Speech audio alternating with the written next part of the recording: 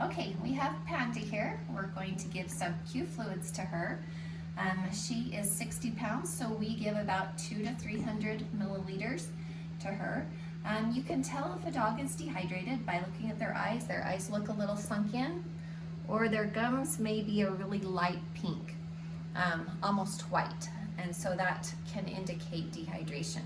Also, you can, it's easier to tell on puppies, but you can pull their skin up, and if it stays tented, that also indicates dehydration.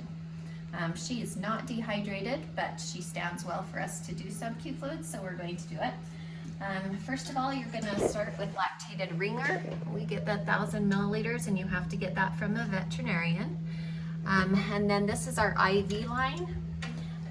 It comes with this little white, you can see it in here. You put that in the port and it allows you to use this. You can also just draw this solution out with a needle and a syringe, but this IV line is definitely the easiest route to go.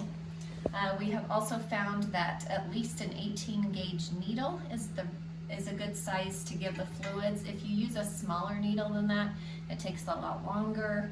And if you've got a rowdy puppy, then that's not the best route to go. So what you're going to do is, and then this comes like this, and so we are going to just put the needle right on the end. Any of your needles fit on that. The other thing that this IV line has is this, which allows you to make the, you can open it, and notice the solution is coming out. Needs to fill the line up, it's coming out, or lock it up, and that closes it down.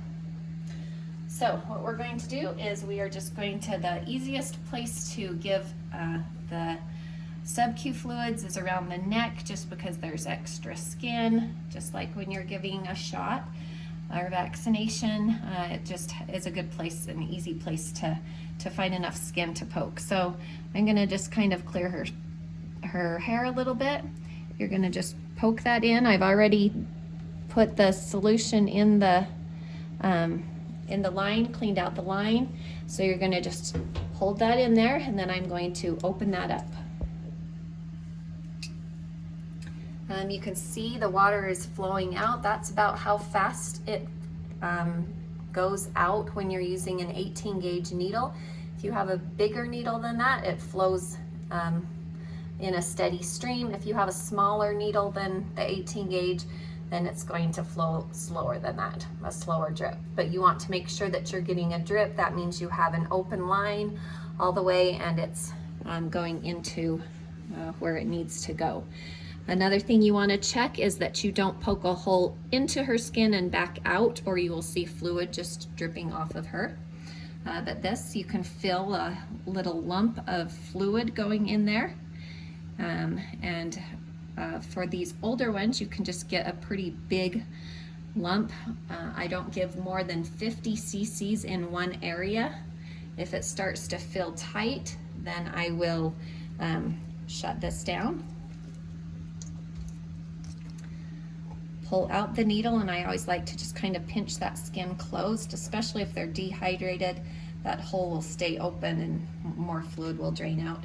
And then we'll just reinsert it into another area and give another 50 milliliters in that area, and just do that in about 4 to 5 different areas on the adults. On the puppies, we gave, they were right around 10 pounds, and we give about 20 to 30 milliliters depending on how dehydrated they are. They are hard sometimes to find a clear place to give. You can sometimes still feel the fluid, the little pocket of fluid. We just try to give it in a different location. Sometimes when you give the sub-Q fluids, you'll hit a bleeder, like a vein or something, and it will bleed a little bit. I just pinch that closed.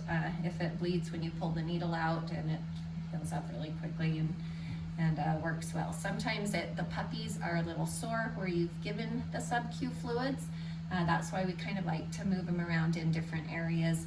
You can even give them back on their flanks or somewhere, just so that you can find a place that you can pull up the skin to insert the needle in.